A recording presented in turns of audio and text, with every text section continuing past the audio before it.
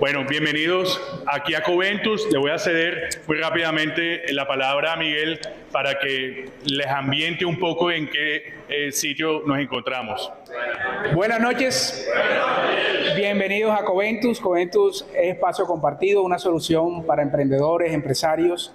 Apoyamos a exponenciar sus negocios, a disminuir esos gastos fijos con nuestros espacios, oficinas privadas, salas de juntas, espacios comunitarios como estos de coworking, y es una gran oportunidad para compartir y hacer relacionamiento. Algo muy importante que dijo Hernando es que a veces somos como niños. Cuando veíamos cada uno de los carros entrar, yo podía ver en los rostros de algunos aquí cómo se alegraban, ¿cierto? Esa felicidad de ver esos carros clásicos, esos referentes que pensábamos que nada más lo veíamos en las películas americanas, y precisamente se encuentra en un espacio de un CEO y fundador llamado Joel, un americano que encontró una visión en coworking y es unir comunidades.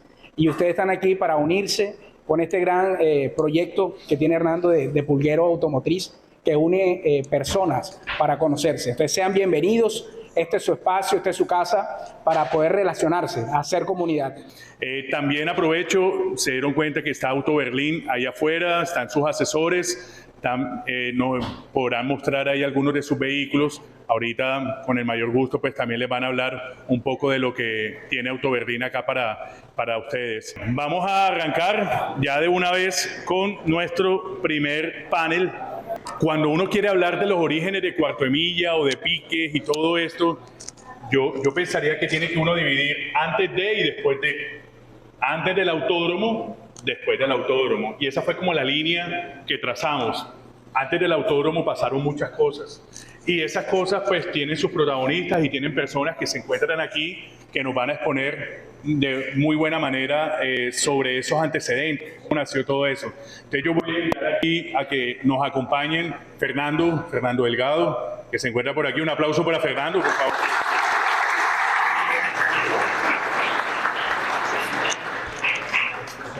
Invito también a Ariel de Ávila que nos acompañe. Fernando, que puedas. Richard, no creas que no te vas a quedar ahí sentadito, te estabas agachando, pero olvídate. Y Ricardo Duzán, ¿quién no conoce a Richard?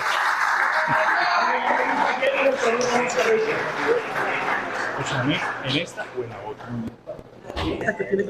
Bueno, y invitamos a José Hamed también a que nos acompañe de una vez en este espacio. José, a pesar de tener a estos grandes exponentes de la historia y de lo que ha sucedido antes de lo que es el cuarto de milla o el autódromo actual, cualquiera de ustedes tiene también esos recuerdos. Entonces, ahorita, y el que quiera participar, el que quiera hablar, con el mayor gusto. Obviamente quisiéramos a todos aquí, pero para darle algo de moderación al tema, pues lo hablaremos. Entonces, para ahondar en este tema, y lo vamos a hacer tipo panel, ¿cuándo realmente inició ese entusiasmo y toda la fiebre por los motores? Esa es como la primera pregunta. Eso tuvo que haber sido de las series de los 80, los 70, de televisión, y tal vez se fue atrayendo para acá, o por la llegada también de muchos vehículos internacionales que era más fácil importar. Entonces, ahí ya les cedo la palabra. Me gustaría que cada uno diera su opinión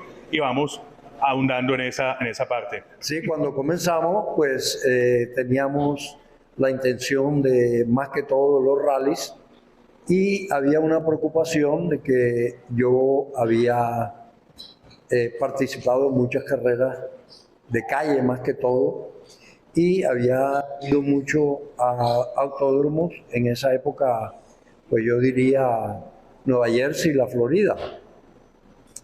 Cuando nosotros hablamos que nos acompañó aquí la plana mayor a Bogotá, pues en Bogotá no creían en el cuarto de milla, porque ellos decían de que prácticamente eso en automovilismo no significaba nada, pero ellos no conocían lo que en realidad pues los americanos estaban viviendo con esa fiebre, esas noches bonitas en que se disfrutaba hasta, bueno, perdón la redundancia, hasta la medianoche y quizás hasta la madrugada, pues competencias que en realidad pues mantenían a los automovilistas, ya sean jóvenes o viejos, en participaciones que muchas veces inclusive eran callejeras.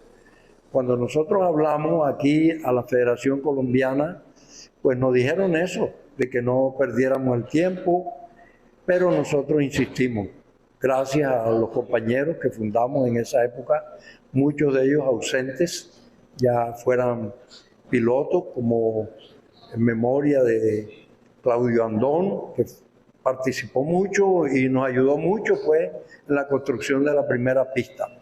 Después de eso, pues, nosotros empezamos, después de los rallies, nosotros empezamos a hacer unas carreras callejeras que de todas formas no estábamos muy de acuerdo, pero que iban a mantener el espíritu pues, del automovilismo aquí en Barranquilla. Si nos vamos a la historia, pues nosotros sabemos que había muchos rallies antes de que nosotros volviéramos a los rallies.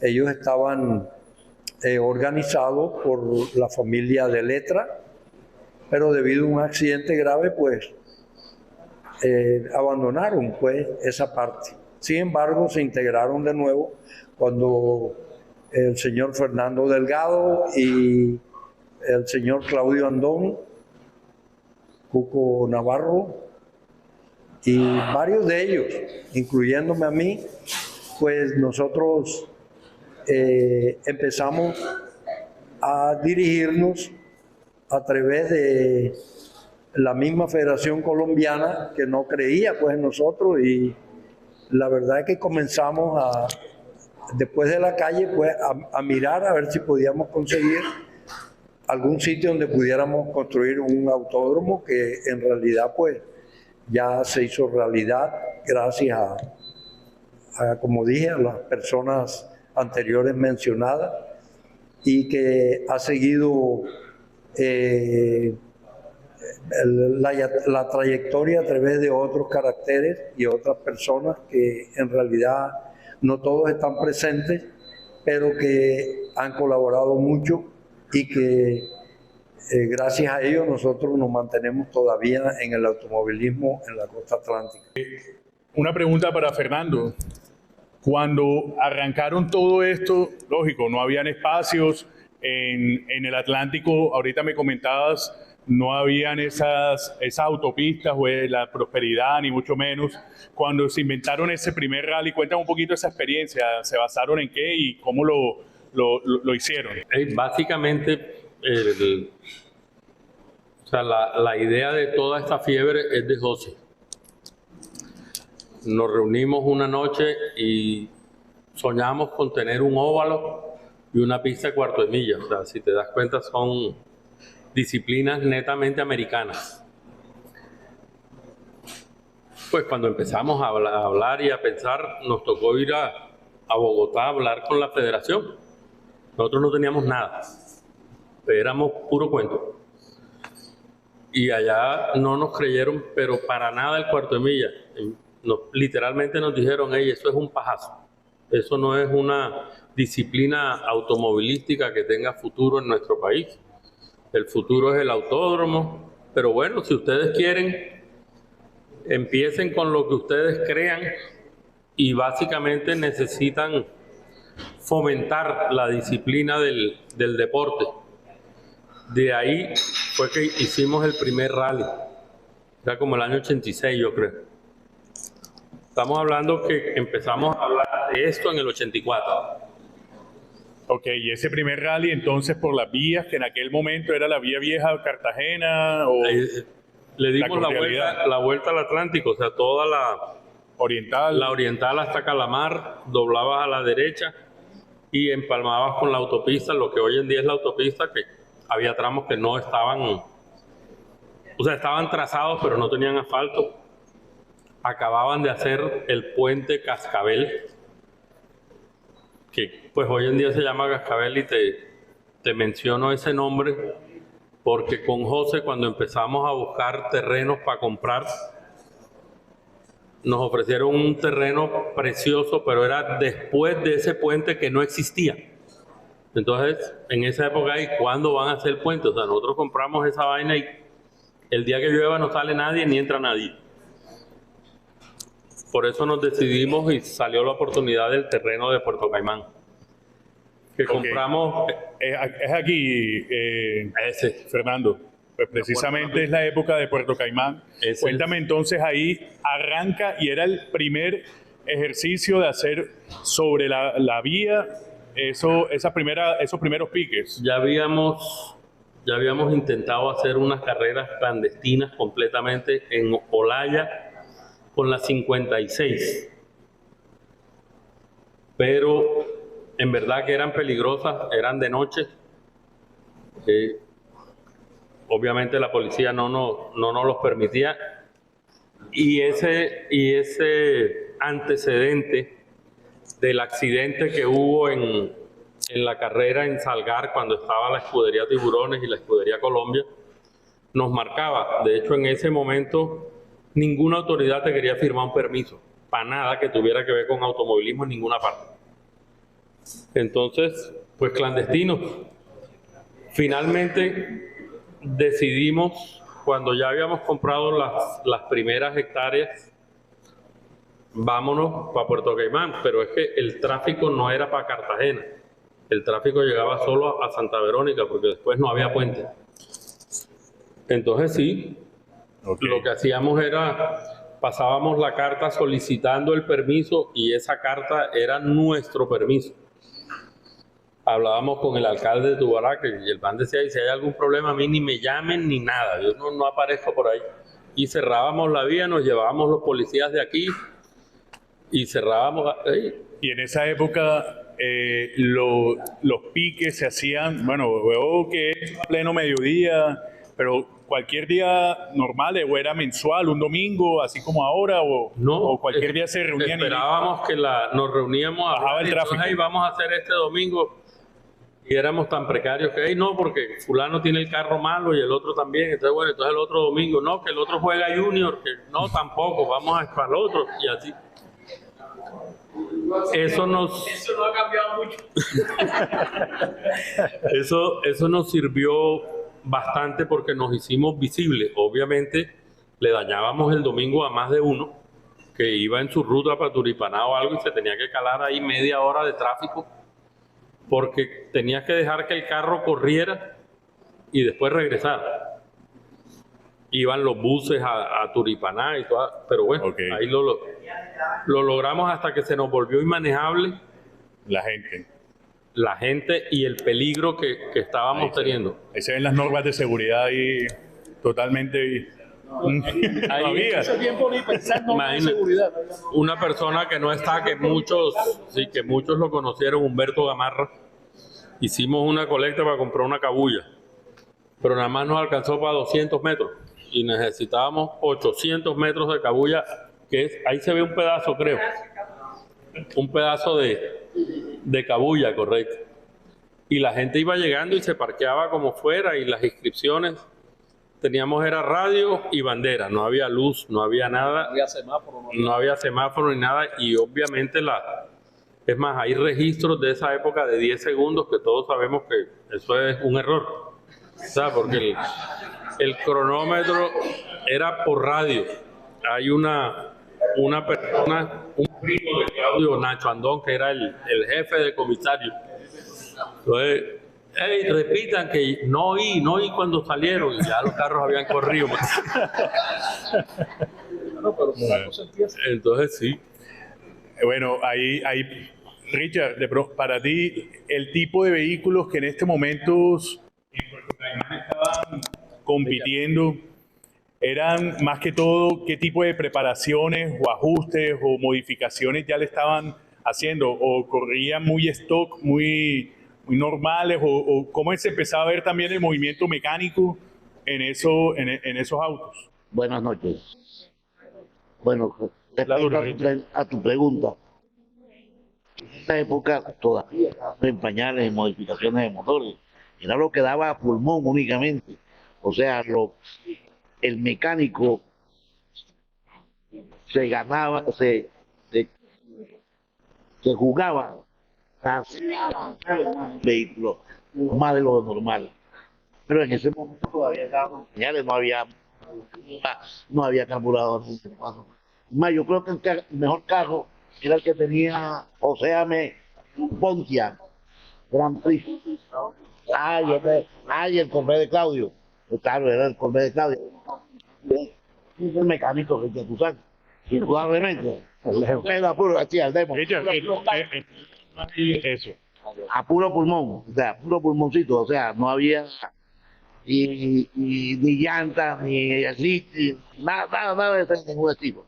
Ya, únicamente el mismo carro de calle utilizaba todos los días, ese era el deporte. ¿Y qué categorías, o sea, se manejaban igual que los tiempos, los 402 metros? O sea, ¿cómo manejaban? Ya comentaste eso. Perdón.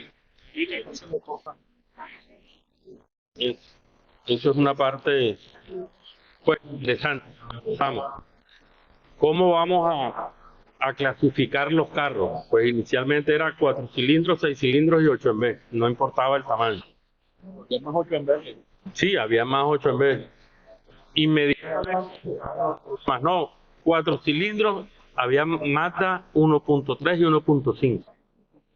Entonces en los 4 cilindros, ¿qué cilindrada? Porque ya habían 2000. Entonces el 2000 no podía correr con el 1500. Entonces la gente empezábamos bueno, entonces vamos a hacer otra categoría.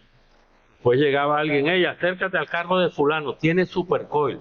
Entonces ese es diferente al mío, él corre más que yo. Entonces 4 cilindros, el que tenía supercoil o moque, otro carburador, ya era 4 cilindros modificados. Finalmente terminamos haciendo un pocotón de categorías que era inmanejable, porque 8 en vez de 260 pulgadas cúbicas hasta 454 que había en esa época, ¿cuántas categorías caben? O sea, los 8 menos son iguales.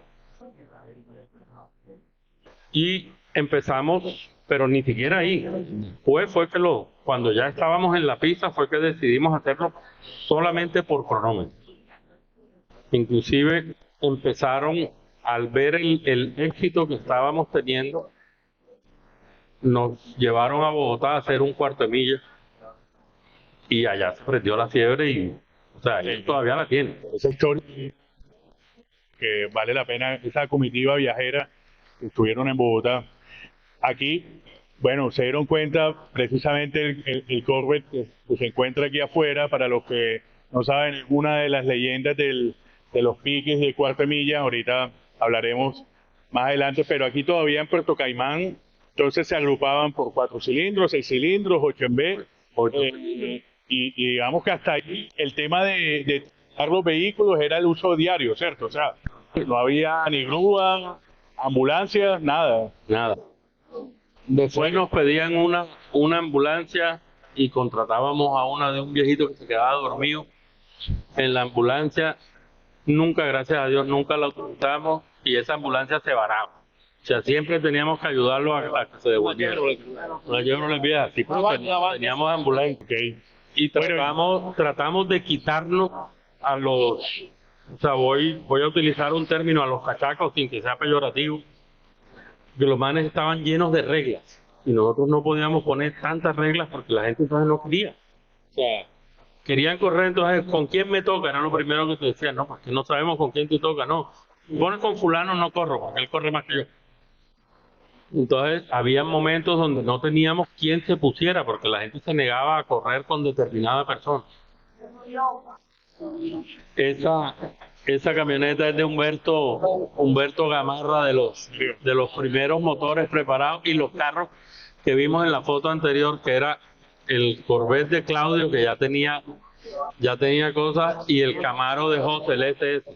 Bueno, y si hablamos un poquito ya también de la época en Vía 40, Ariel, Camaro de pronto me gustaría que contextualizáramos en Vía 40 qué pasaba ahí, cómo se daban esas competencias ahí en esa época, Sandro, Ariel. 40, porque no me acuerdo el nombre, pero el capitán de la policía, pues nos tenía en buen mérito y nos dio un permiso. Y ahí hicimos la primera carrera en la Vía 40. La Vía 40 nos sirvió muchísimo porque éramos más visibles como actividad deportiva. Él era coronel o algo así, llegó como a las Esa ley de los chinos, creo. 11 o 12 del día. Hey, esta vaina se tiene que acabar ya. No, ¿cómo así, coronel? No, no, no. Hablé con yo no sé qué, con yo no sé qué, y me dijeron que nunca se me ocurriera pedir un permiso, firmar un permiso de esto. Pero bueno, finalmente siempre lo convencíamos y siempre no nos daba permiso. Simplemente nos recibía la carta donde le solicitábamos el permiso y nosotros con el sello de recibido hacíamos no nos molestaba. Bueno, en Cartagena sí nos pasó eso y yo terminé en la central de la policía con el man dijo, oye, esto no es permiso, esto tú lo estás pidiendo. Pero bueno, tampoco nos lo dejaron hacer. Ya cuenta nos sirvió muchísimo porque mucha gente que le gusta el automovilismo empezó a vincularse y había mucha gente para ir a ver. Y en ese momento, pues, estamos hablando de 38 años atrás por lo menos. Barranquilla no es la de ahora, ni el tráfico, ni la cantidad de carros, ni nada. O sea, llegábamos a la Vía 40 y era de nosotros. Poníamos las vallas y las cabullas, todo lo que llevábamos. Llevábamos defensa civil. ¿Ah? No, sí. Llevábamos como 20 cepillos de Triple A, que en ese momento no era Triple A barrer la Vía 40. Todos colaborábamos ahí, todo el mundo barría. Ariel, ¿alguna anécdota en Vía 40? Que estabas muy pelado. Primero que todo, buenas noches. Sí, eso fue por ahí año 91, 92. Bueno, anécdota como tal no, pero sí, esos piques ahí eran, o sea, había bastante afluencia de público, ya había más carros, ya los carros estaban ya con más modificaciones. Obviamente, el Chevrolet Claudio y el buggy del señor Beto Vergara eran los que vulgarmente hablando se robaban el show allá en esa época. Pero también había por lo menos el Demon de Richard, la Camino de Mañe Rivas, el Mazda 323 modificado de Balaguer. Sí, el Mustang de Lucho Giraldo. Sí. ¿En qué momento se empiezan a crear juderías, clubes? O sea, o ya eran unos grupos o era prácticamente cada uno por su propia. Eso ya fue en el autódromo como tal. Bueno, ya para ese tiempo de la Vía 40 ya estaba el Club Caimanes y ya incluso el Club Caimanes estaba reconocido por la federación. Incluso para esa época, a ese sí no pude ir porque estaba muy pelado, fue en Bucaramanga. Que tanto cuarto de milla como rally lo ganó Barranquilla. El cuarto de milla lo ganó Claudio con el Corvette y el rally lo ganó Fernando con el Buggy. Eso fue por ahí en 1989 más o menos, que yo recuerdo. A ese lastimosamente no pude asistir. Exactamente. No lo dejaron. No me pude escapar, no tuve cómo escaparme. Fue el rally que fue patrocinado por los padres, Urbano Medina. Sí, urbano, a echarse cuento, como dice. Esas competencias que hicimos en Bucaramanga sirvió para que ellos se vincularan con nosotros y creo que todavía vienen motos y carros de Bucaramanga. En ese tiempo estuve allá en el Autorrally Club de Bucaramanga. Después, porque había una persona que era, ¿cómo le decían? La Rosita. Así que el man convocaba a bastante gente. Y sí, yo en los rallies competí en el campeonato de Santander que íbamos y nos ganamos ese campeonato y los rallies que hacíamos acá. Los rallies que se hacían aquí, inclusive hicimos uno que era parte del calendario del Campeonato Nacional de Rallys. Ahí convocamos a todos los pilotos de Colombia y fue un rally bien agradable que hicimos en la costa. Inclusive contratamos 3 ferries de Salamina, de Puerto Giraldo para Salamina, porque el rally cogía parte del Magdalena y Sucre. Eran 400 y pico de kilómetros diarios. Bueno, Fernando, yo te iba a preguntar, aclararme esta duda. Unos rallies que fueron bastante sonados en esa época, el Costa Caribe, ese es el que dices tú, y uno que el Matavidi. El lago de Matavidi. Ese, el lago de Matavidi es. Fueron rallies que mucha gente se vinculaba muchísimo y la idea era hacerlos para todo tipo de carros. Conocimos hasta la última trocha del Atlántico y de Bolívar. Nos expandimos a correr, sobre todo en esa zona, no hacia los Santanderos, que era donde debíamos ir, que era la época de la guerrilla, y jugamos ese viaje a Bucaramanga, nos fuimos todos, o sea, juntos y no se quedó nadie. El único que hoy no lo vi por aquí, Urbano Medina, él se iba más tarde y lo pararon y pasó su susto. Los rallies fueron el principio, o sea, hicimos los rallies era para adeptos en el cuarto de milla. Y el cuarto de milla tuvo una época dorada a nivel nacional, carros y los mejores tiempos. Y éramos la única, ya teníamos pista. Entonces era el único escenario. Nosotros fuimos a Armenia, a Cali, a Manizales, a Medellín, y eran escenarios improvisados. Nadie tenía una pista de cuarto milla, ni siquiera Tocancipá. De hecho, tú corres en Tocancipá y te encuentras con lo que le llaman el cubón. Más de uno, incluyendo a Ernesto Bush, terminó en el monte ahí. Claudio Damián. Richard, en algún momento que yo te hice un video, yo le preguntaba a Richard también esa cantidad de vehículos que uno veía aquí en Barranquilla, muchos motores V8, más allá de lo que se ha incrementado el costo de gasolina, pero hace muchos años de tener e importar estos vehículos y a las restricciones que hay hoy en día, en aquellas épocas era más fácil, o cómo eran el tipo de vehículos que encontraban, porque veo muchos muscle car de los 70s y aquí estábamos hablando de que eran años 90s. O sea, eran vehículos que realmente valían la pena, V8 y la mayoría americanos. Lo que pasa es que como costeño nos gustan los motores V8. Aquí en carro muy poco.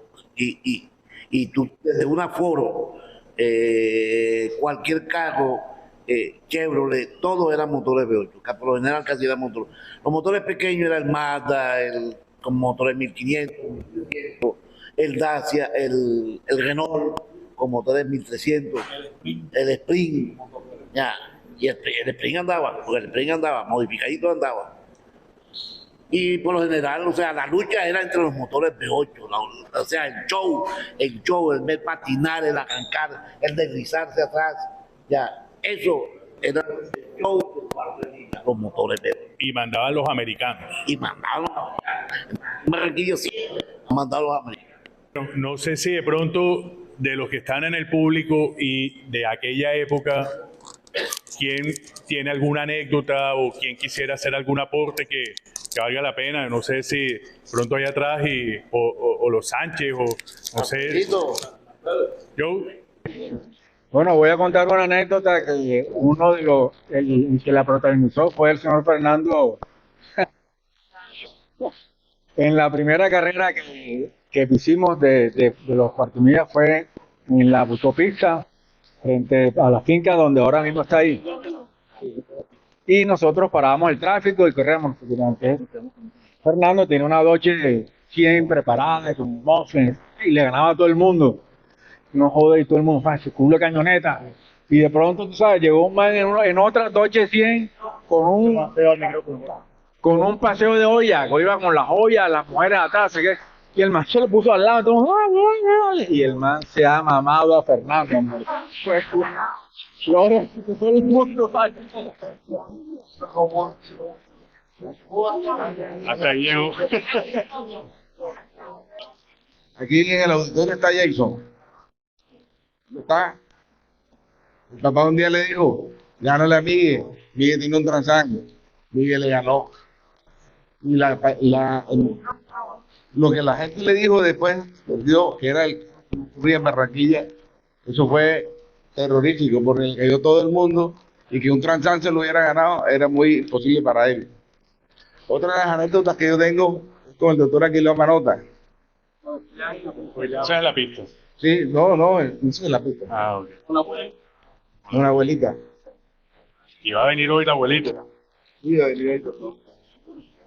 Oh, ya viene la defensa de Aquileo en el segundo panel. Bueno, ahí cuando estábamos en Puerto Caimán, que ya empezamos a trazar la pista, hicimos una pista, como teníamos un bulldozer, hicimos una pista de camper cross. Y eso sí, para nosotros fue un fracaso total porque ni la supimos trazar, ni los carros estaban preparados y todo eso se metía en esa vaina, le daba durísimo al carro. Ahí, así como contó Joe esta anécdota, ustedes saben que Joe, su esposa era Sofía Vergara, en ese momento eran novios. Y el Joe se metió en un Suzuki, le salió el radiador, se le salió por abajo y esa mujer echaba chispas, se vino conmigo y no le hablaba a Joe.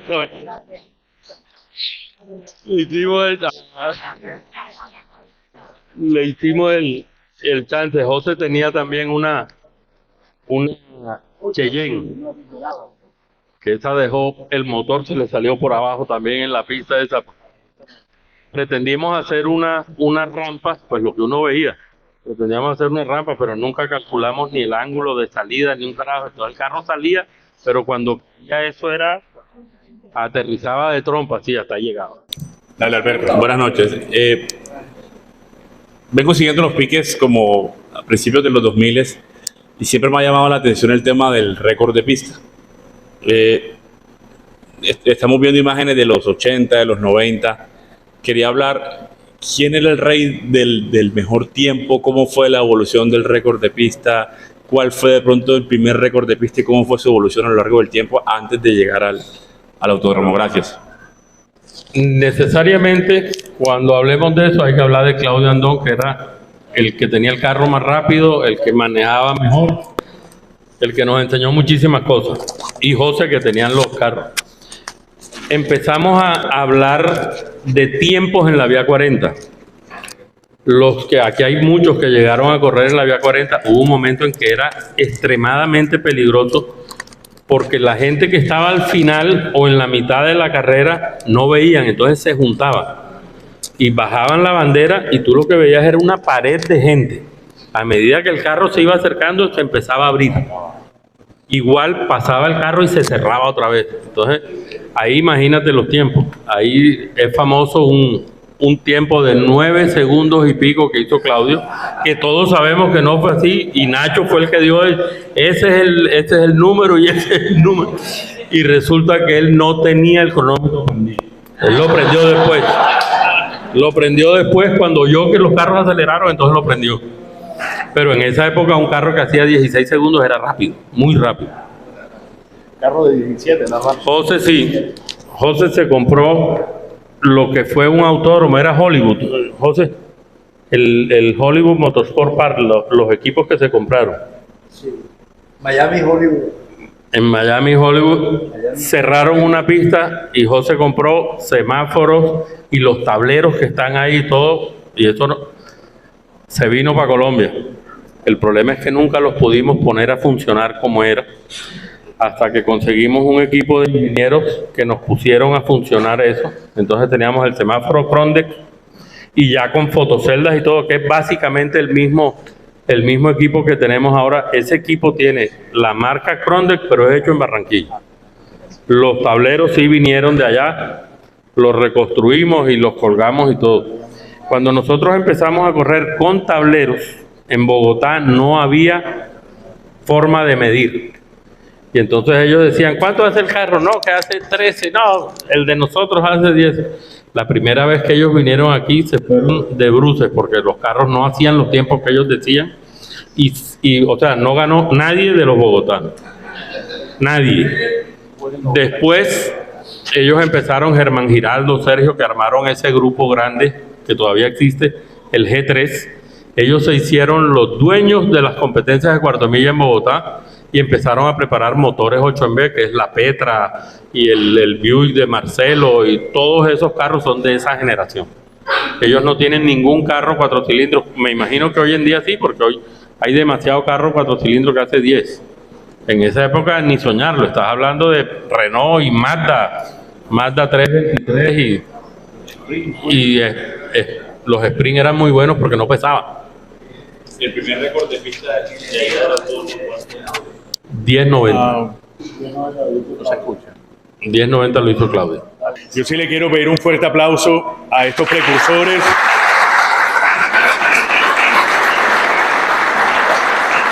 Fernando, Ariel, Richard, por supuesto José, que nos acompañara hoy acá.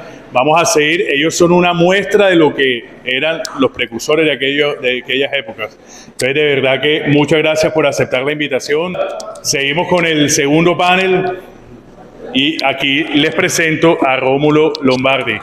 Me decía, mi nombre es Rómulo Lombardi, soy parte del Pulguero Automotor, tengo varios años ya en esta comunidad.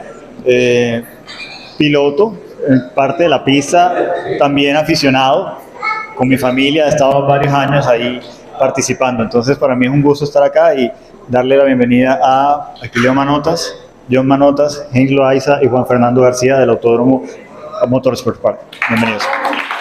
Estábamos hablando ahorita un poco de la historia de José Hamed y de cómo se empezaron los terrenos del autódromo y un poco cómo Fernando y el equipo estaban trabajando en crear la pista.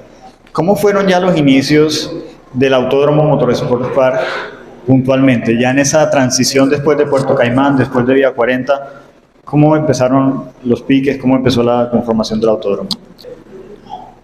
En esa época estaba Fernando Delgado al frente, ya en la pista de cuarto de milla de lo que es el Autódromo Motorsport.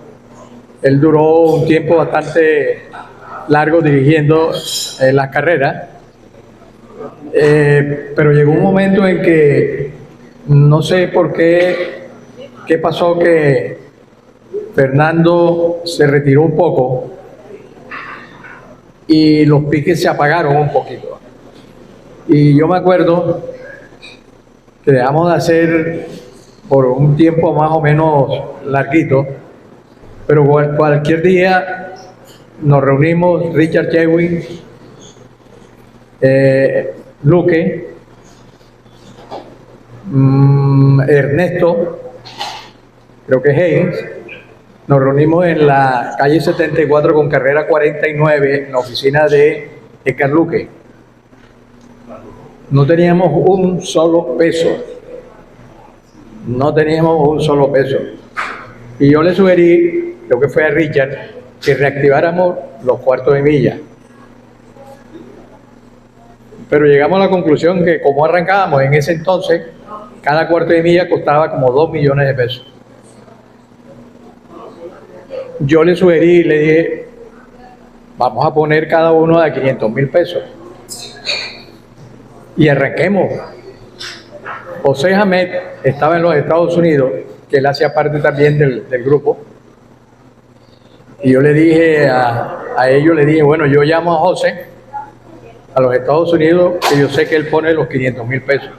Y entre Richard, Edgar Luque, José Hamed, Ernesto Buche, Heinz y yo pusimos cada uno 500,000 pesos y arrancamos con eso. De ahí despegaron los cuartos de milla y poco a poco se fueron afianzando hasta lo que es hoy. ¿Qué año fue eso? ¿En qué año aproximadamente fue? Más o menos, eso fue como el 2000, 98. Entonces, vamos al autódromo y resulta de que no teníamos luz. No teníamos Yo no fluido. sé qué pasó, nos pusieron una multa y entonces, ¿cómo hacemos?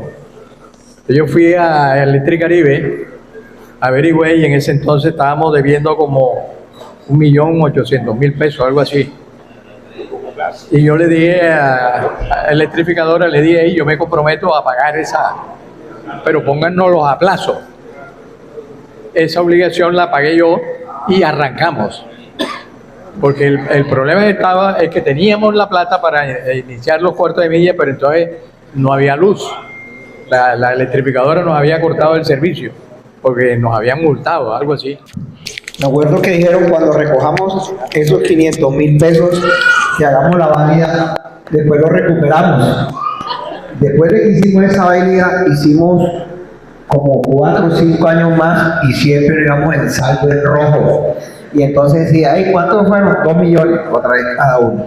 Y siempre íbamos en saldo en rojo porque el Estado, la ambulancia, bombero y tal, entonces nunca recuperamos esos 500.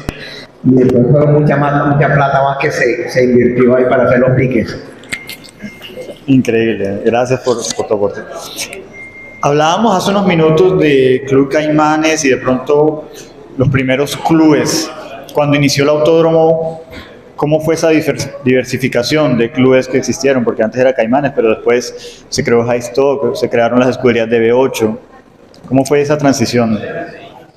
Bueno, yo llego en el año 2008 más o menos, ya se había hecho la primera Copa Carnaval, en esa época Nando ya estaba, aparecieron el Club Twingo, el Club Corsa y el Club Aveo. Ya existía High Stock y el Bush Racing Team, que eran los equipos que en esa época estaban, y creo que llegó una nueva camada a engrosar esas filas de nuevos vehículos.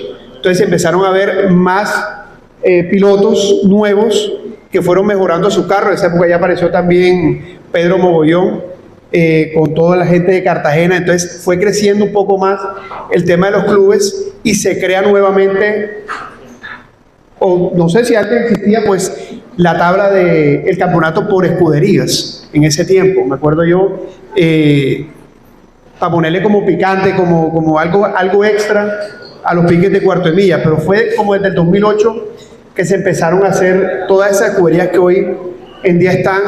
También me acuerdo que apareció la gente de Chevrolet, llegó también la gente de los Honda. Me acuerdo que Antonio Prada alcanzó a estar con nosotros en la junta organizadora y también creó varios clubes.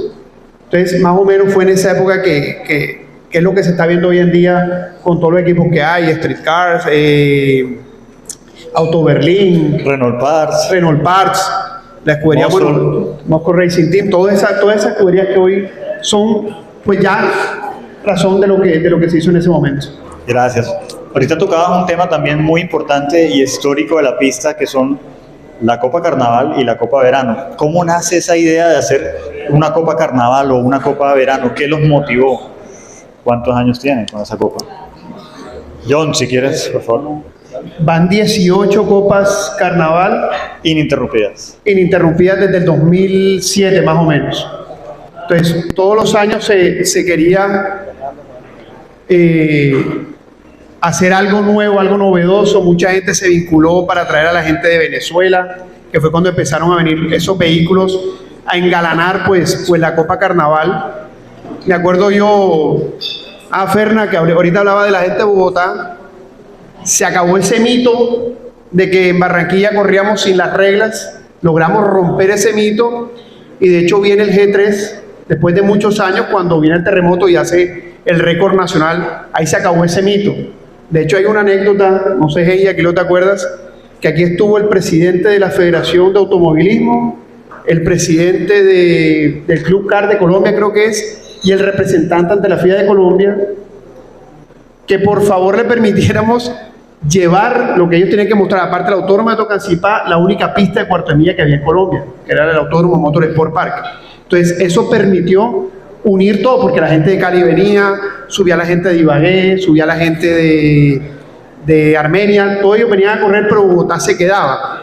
Me acuerdo que viene la escudería JKK en el 2009 más o menos, y ahí es donde de verdad sí se rompió todo porque se atrevieron a salir de Bogotá y ya empezó a venir Cartooner y vinieron la gente del G3 y hace pues la Copa Carnaval, el evento que hoy en día que es el evento de piques más grande que tiene Colombia, pues y la Copa Verano que creo que son 12+1, ¿no? Correcto. Que tiene versiones de la Copa Verano que también se ha querido impulsar como otro evento grande que ha cogido mucha fuerza también en Colombia. Gracias. La Copa Verano nace de qué necesidad. De pronto, John, si nos quieres aportar a cabo, ¿qué los motivó? ¿Qué vieron que dijeron, hombre, aquí una copa en la mitad del año? Bueno, buenas noches a todos. Bueno, la Copa Verano nace de que la Copa Carnaval se estaba haciendo, siempre hacemos esa Copa Carnaval 3 días seguidos. Una vez la hicimos hasta los jueves, que la gente de Bogotá pedía prácticas para afinar los carros y pues viernes, sábado y domingo. Y vimos la necesidad de que la gente empezó a gustar, de que la gente a nivel de Colombia, Bucaramanga, Bogotá, Medellín y otras ciudades se motivaban y llenaban la Copa Carnaval y la gente mismo creo que pedía, los mismos pilotos querían otro espacio y entonces nace de ahí la Copa Verano.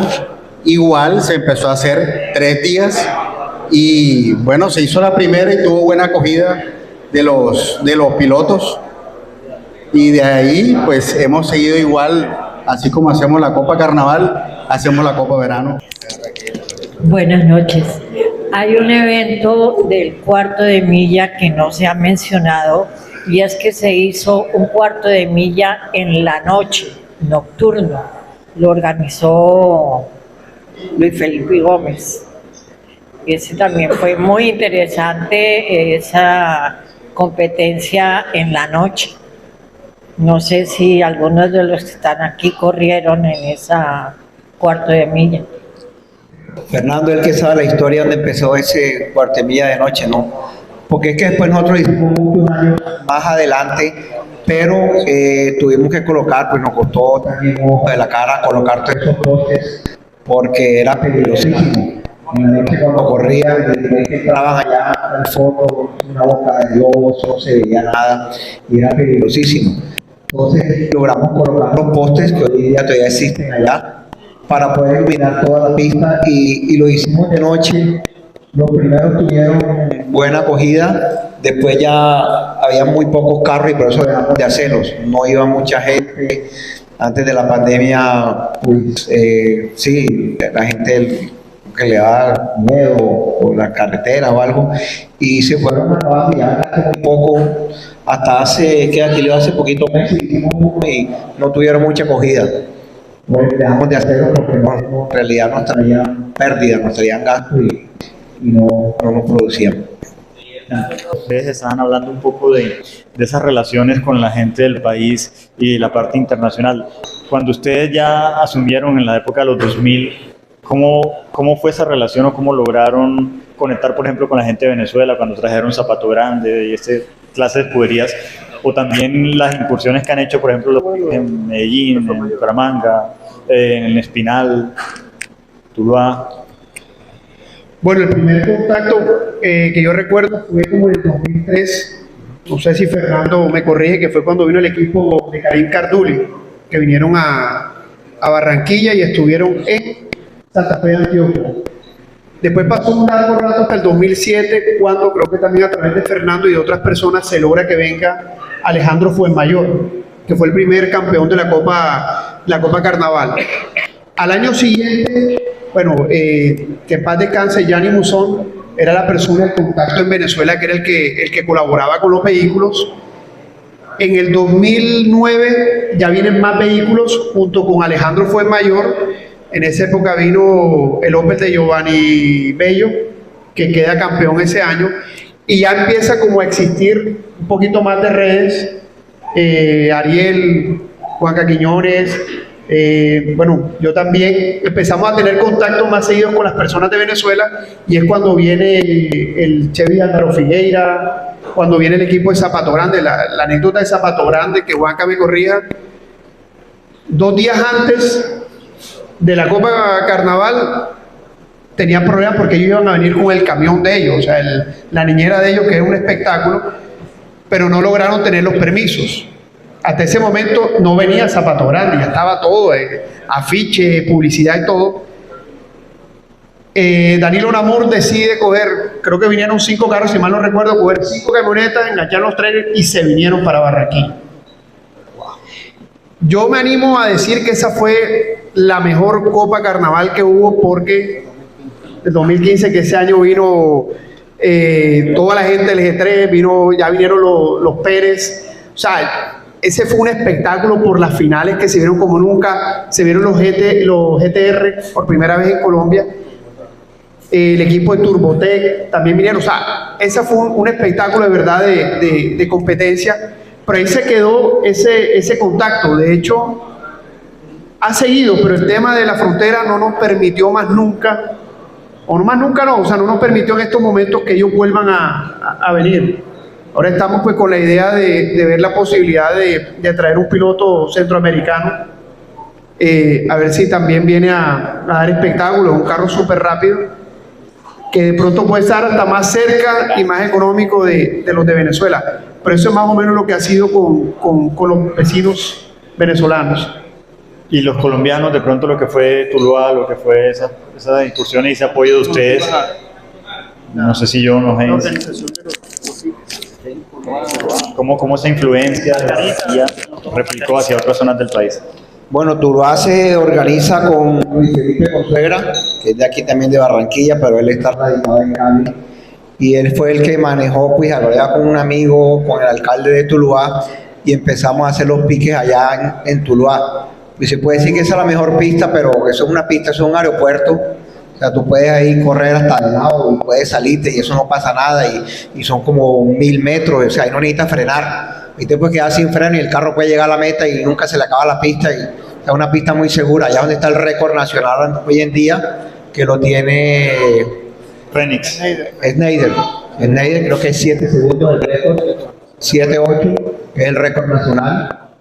En la primera parte hablaban un poco del poder americano y de la vieja escuela, de los carburadores y cómo empezaron el tema de las llantas slick y demás.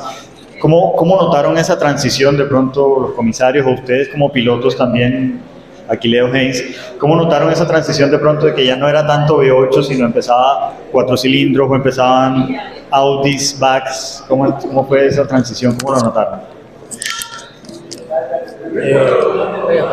Definitivamente los V8 son V8.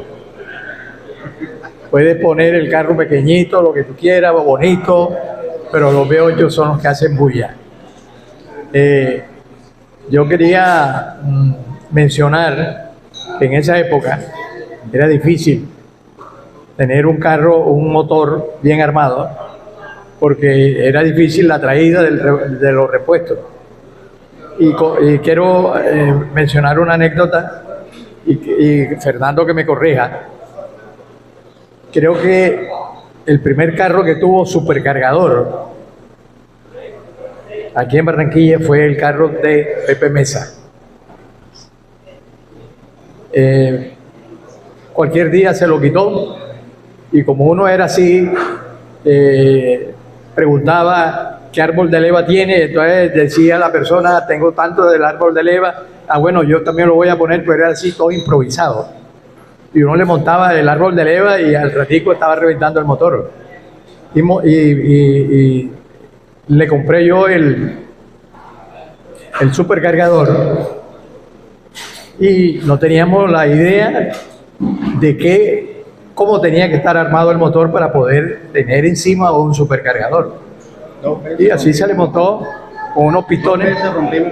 Dos motores rompimos. 2 motores después. Porque le monté el supercargador y eso, la parte de adentro tenía que tener unos pistones especiales. Pero definitivamente los V8, y eso es lo que nosotros hoy estamos tratando, de que regresen esos V8. Que retomen los V8, esa es la idea. ¿El público qué opina? ¿V8 sigue mandando, cierto? Antes hablaba el grupo 1 de, bueno, teníamos cronómetros, de pronto el tiempo por ahí estaba un poco embolatado el tema de si fue o no fue. Récords, ahorita hacían la pregunta de récords de pista. ¿Cuántos récords ha tenido el Motorsport Park? ¿Qué récords recuerdan así interesantes? De pronto en la época cuando ustedes empezaron, 2000, 2008, 2010, hasta la actualidad, de pronto John, que estaba más de comisario de juez, ¿qué récords conocen? ¿Se caían motos, hay en carros?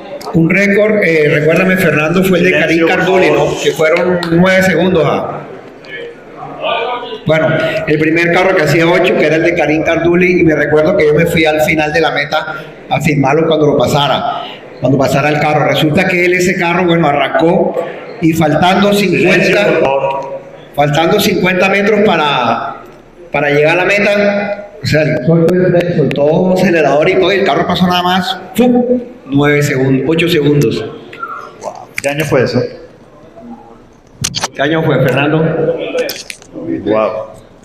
Ahora te cedo la palabra porque Juanca tiene todo el conocimiento de los...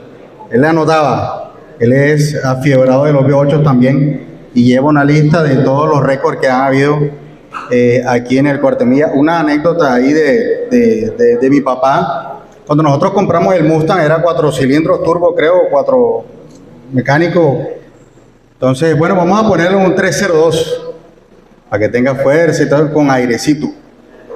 Entonces, a veces organizábamos, bueno, cuando era más fácil pedirle permiso al tránsito. Nada más uno hablaba, el tránsito se ponía y nos cerraban todas las calles. Recuerdo yo que íbamos hasta Murillo y más abajo y nos devolvíamos. Entonces, el carro de calle. El Huracán va a quedar de calle con aire. Ahora ni aire le entra porque las ventanas no bajan. Entonces es curioso porque uno en este cuento pues del Cuartemilla uno dice, hice 17, pero me ganó el otro por 2 décimas, no, yo voy ahora para 16 y metes 16, cuando vienes a ver ya tienes todo el carro reventado. Digo esto pues porque no tienes que necesariamente de reventar un carro para poder hacer, no sé, 14, 13, 12, que de pronto quizá mucha gente dice que van al Cuartemilla, pero es que el carro se acaba. Ok, pero puedes correr de vez en cuando, que los motores se hicieron para darles palo. Hay un red line ahí que si no te lo pasas, pues si el carro cambia a 5,000, pues a 5,000 está bien que cambie, no se va a romper. Entonces, pues animando a la gente que está aquí, los que no han corrido, que se animen a correr. Berna, ya te doy la palabra. Una última cosa, el Huracán de que lo zapateó algún día, lo zapateó.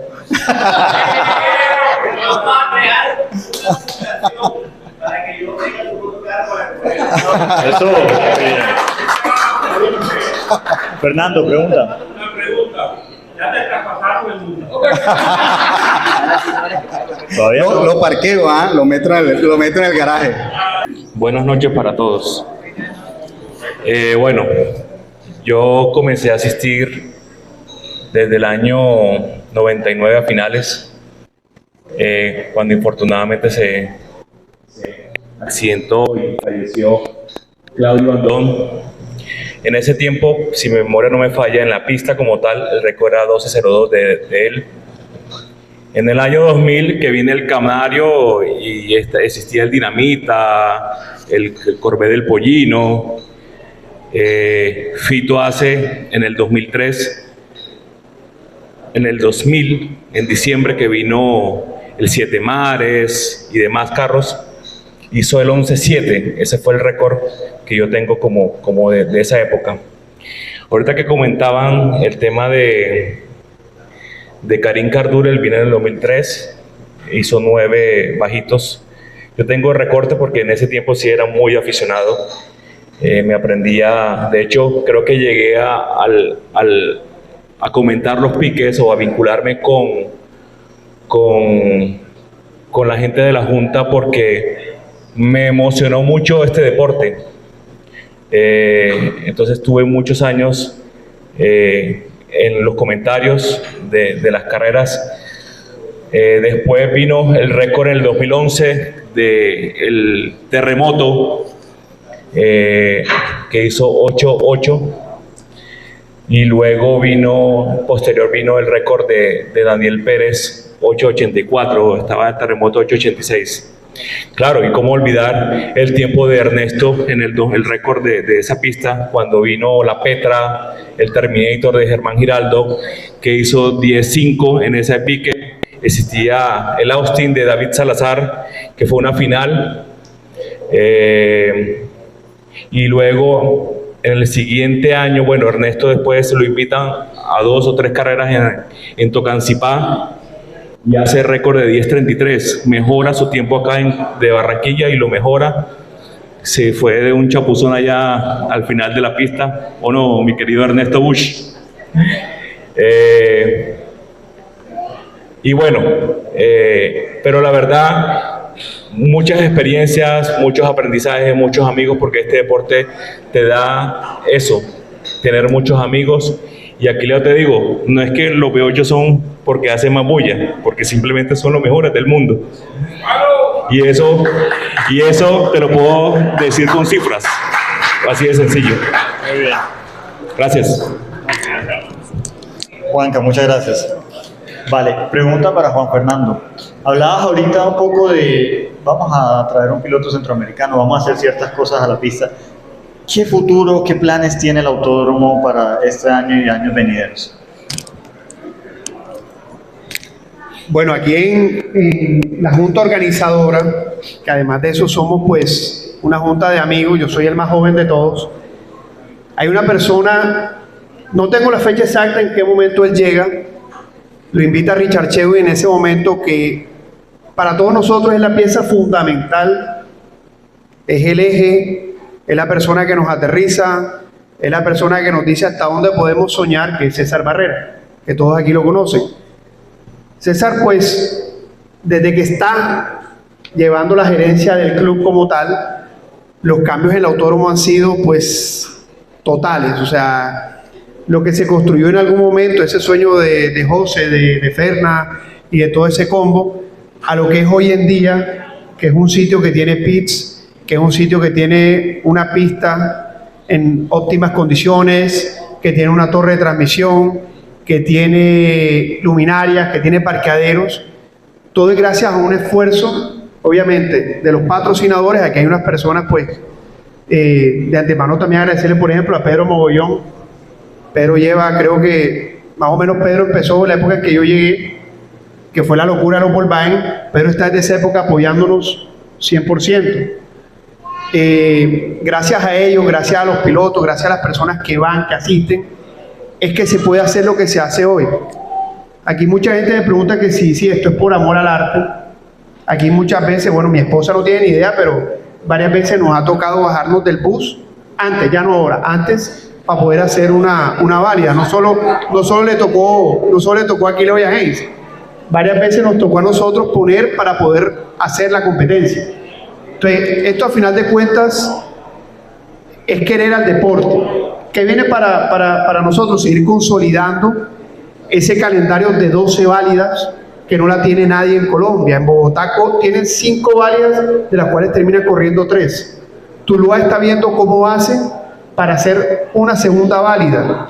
La pista del Espinal nada más pueden hacer 4 años, nosotros hacemos 12 válidas y tenemos, bueno, Copa Carnaval, Copa Verano, bueno, y la Copa Navidad, que estamos tratando de darle ese auge que queremos todos nosotros. Pero ¿qué se viene? Pues tratar algún día nuevamente de que vengan los de Venezuela, tratar en algún momento de invitar a los pilotos centroamericanos.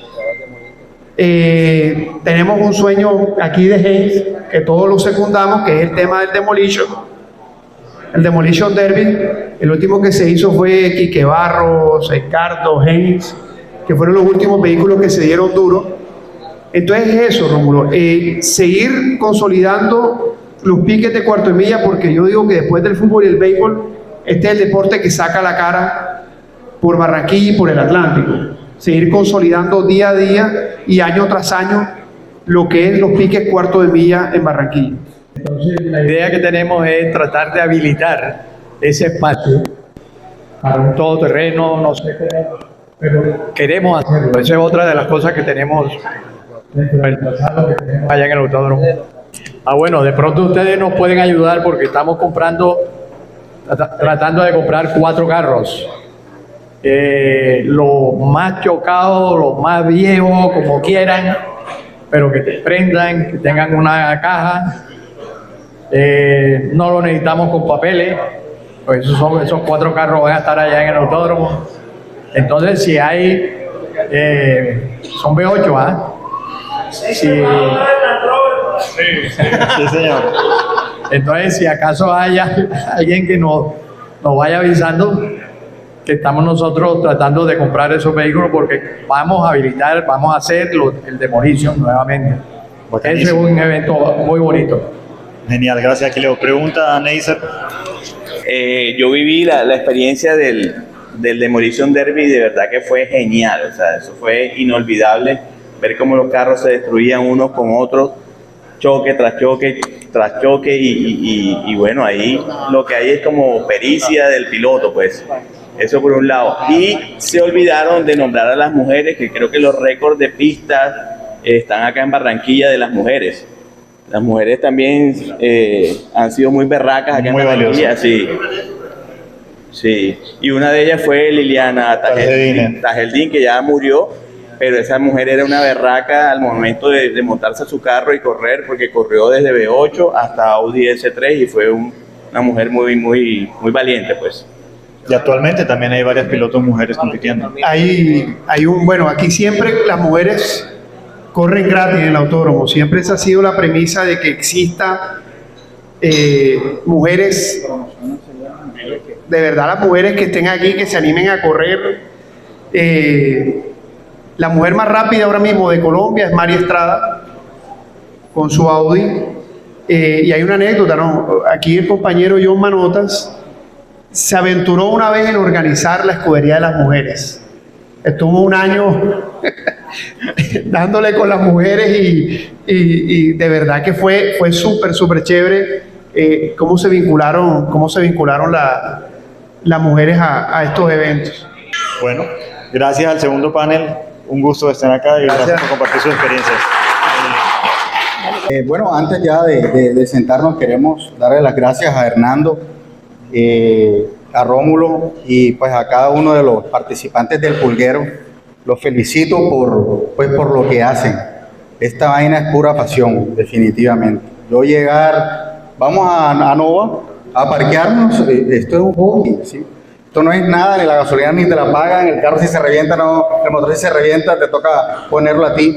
Esto es pura pasión y de verdad te doy las gracias, Hernando, por darnos la oportunidad por este tema del cuarto de milla, pues poder exponer a Fer, a todos, a José, esa época cuando arrancó y ver en qué vamos hoy ahora. Entonces estuvo muy bacano y gracias por todo. No, gracias, John, y el aplauso es para ustedes. Y así como le homenajeamos a las personas que hoy nos acompañan, no podemos dejar pasar a esos que ya tienen una memoria y tienen un legado de esos precursores que se adelantaron a la meta. Aquí tenemos unos nombres muy especiales que queremos compartir con ustedes, de los que ya se nos adelantaron. Seguramente se nos escaparán varios. Intenté buscar con algunos de los que estaban y bueno, me dieron estos nombres, pero sé que hay otros más que tal vez participaron en algún momento y recordamos mucho, pero han sido parte esencial de todo lo que ha pasado en esta pista. Lo hemos nombrado mucho a Claudio Andón, Beto Vergara, Edgar Luque, Enzo Catino, Germán de las Salas, Fabián Osorio y a Eugenio Fernández. Para todos ellos, démosle un aplauso en el cielo.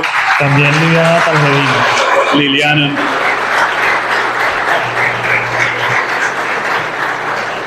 Y hemos hablado de todos ellos y definitivamente yo creo que esto merece un capítulo aparte. ¿Quién no recuerda a Claudio Andón? Estaba muy niño, pero de verdad que uno de los entusiasmos que uno veía en la pista y en aquellos recortes del Heraldo, cuando salía cada vez que era noticia, ahora ya uno no lo ve, era definitivamente esas noticias de los récords de pista. Me atreví a hacer un video muy sencillo para homenajear a este grande que hoy ya no nos acompaña.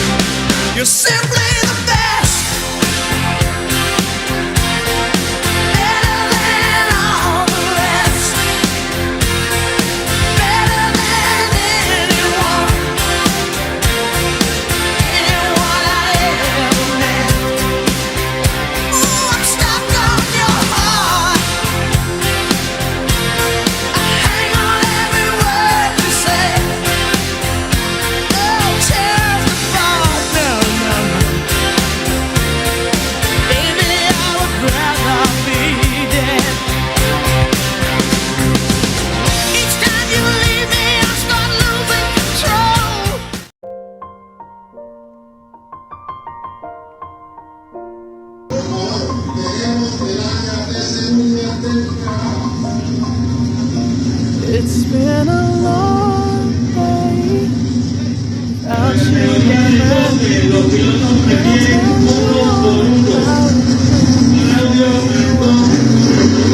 we've come a long way from where we began. Oh, I'll tell you all about it when I see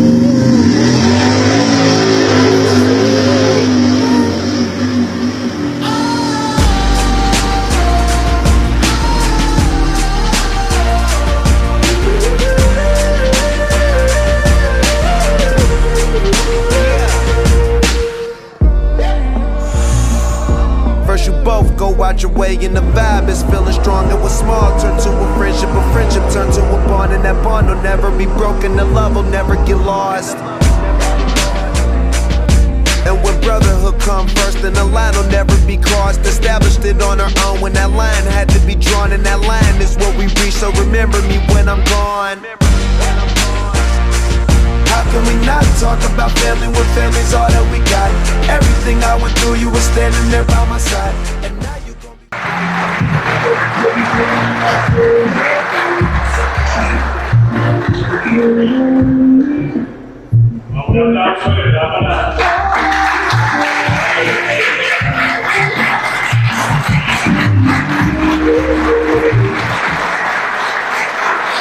que hoy hacen parte de toda esta comunidad motores.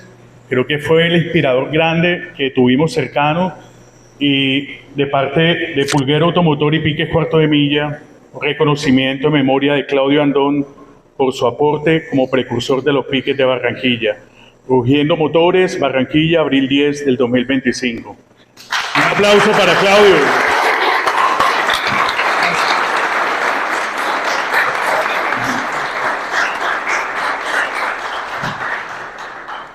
Bueno, yo sé que todo esto es emotivo y de verdad que, Jensen, no sé si, yo sé que la emoción está y en todo esto siempre queda la satisfacción de las amistades. Esto es una hermandad, sea de lo que Cuarto de Milla, Piques, lo de que decía, alrededor de todo esto se mueven muchas fibras.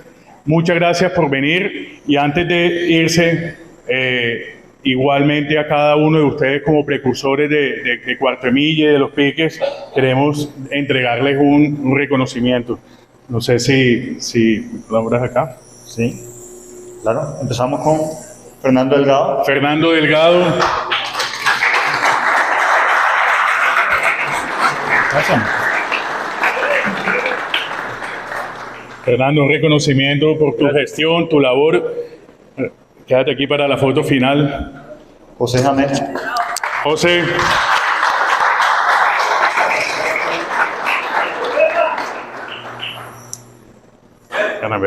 José. Reconocimiento para ti. Quédate acá, aquí al lado de... Ricardo Duzán. Un aplauso para Richard.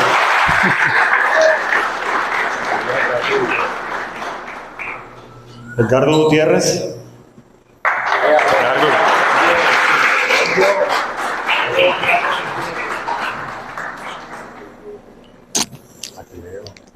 Aquí leo Manotas.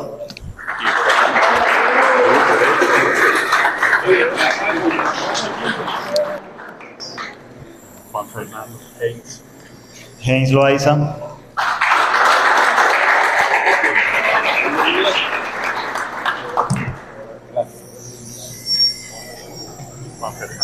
Juan Fernando García.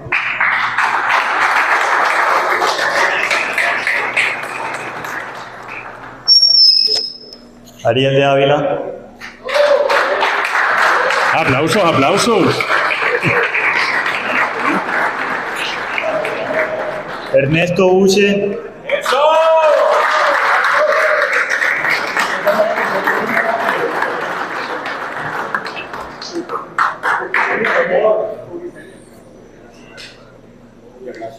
Capeto Sánchez.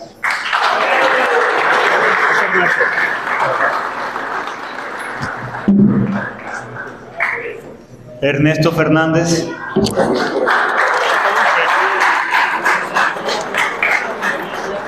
Sabía que estaba metido en la lista, gracias.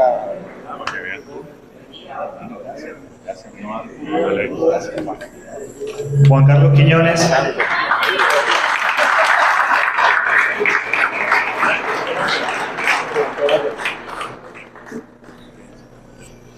Jason Prince.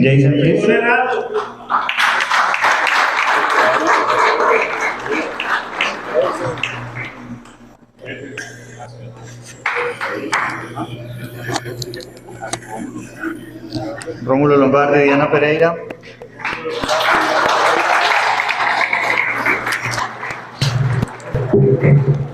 Rómulo, papá, ojo. Bueno, para todos ellos, un fuerte y merecido aplauso. Si toman una foto, Neisser, desde allá. Toman la foto. Muchas gracias a todos por aceptar la invitación a venir y esperen más tertulias del Pulguero Automotor. Esto enriquece cada vez más y qué bueno contar con esa masiva participación. Gracias, Dios los bendiga y gracias, Livia, en especial a ti por haber venido. Muchas gracias a todos. Una foto ahí.